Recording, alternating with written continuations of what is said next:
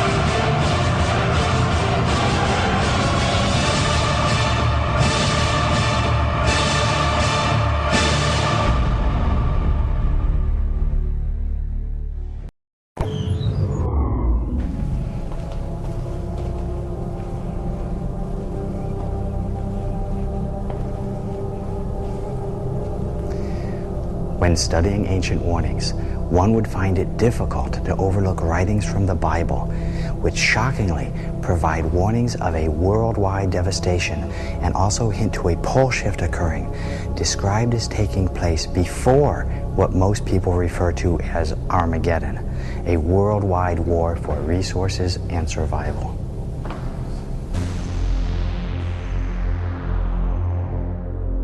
There was a great earthquake, and the sun became black, and the moon became as blood. Every mountain and island were moved out of their places, and there were voices and thunderings and lightnings. There followed hail and fire mingled with blood, and they were cast upon the earth. And the third part of trees was burnt up, and all green grass was burnt up. And the third part of the creatures which were in the sea and had life died. There should no flesh be saved, but for the elect's sake, those days shall be shortened. Virtually everyone will agree that 2012 is the next year of solar climax. The coming solar maximum in 2012 is not the only cause for concern. Scientists have noticed a weakening of the Earth's magnetic field and a shifting of the poles, some even suggesting that the North and South poles could literally reverse places with each other. I think viewers have probably read about the changing in the magnetic poles of the Earth, the magnetic reversal. It overturns very slowly, may take a few hundreds of years to make a complete overturn. And it's probably the case that we're in an overturn now, a beginning of an overturn, because the position of the magnetic pole has migrated some few hundred miles in the last few decades. So it is beginning to overturn. Now the real question is, what is the effect of the overturn of the magnetic field on Earth phenomena? There could be a reduction in the shielding effect. This could have some consequence. I don't think it's known whether the consequence will be calamitous, disastrous, but probably some meteorological change will take place.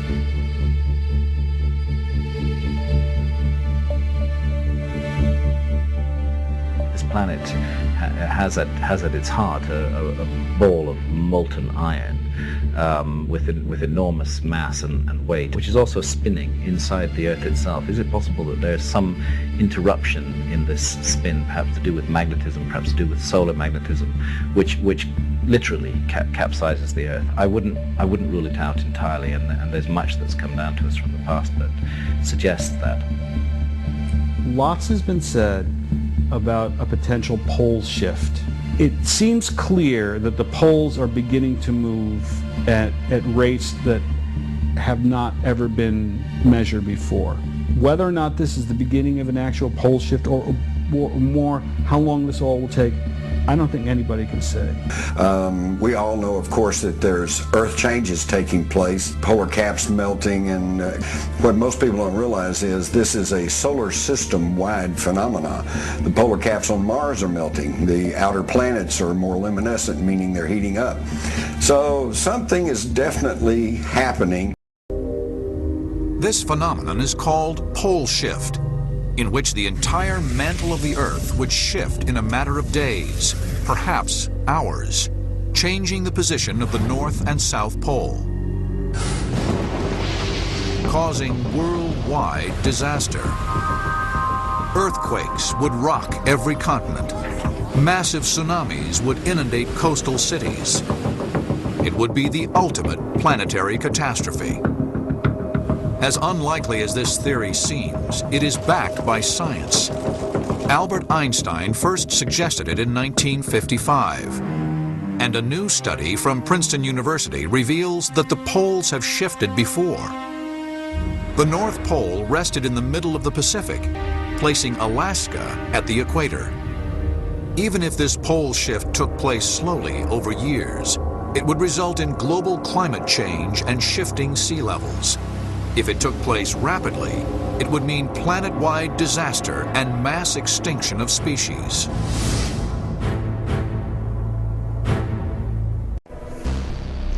One man seemed to believe so, one of the most well-known and respected scientists in modern history, Albert Einstein. One can hardly doubt that significant shifts of the crust have taken place repeatedly and within a short time. In a polar region, there is a continual deposition of ice, which is not symmetrically distributed about the pole. The Earth's rotation acts on these unsymmetrically deposited masses and produces centrifugal momentum that is transmitted to the rigid crust of the Earth. The constantly increasing centrifugal momentum produced in this way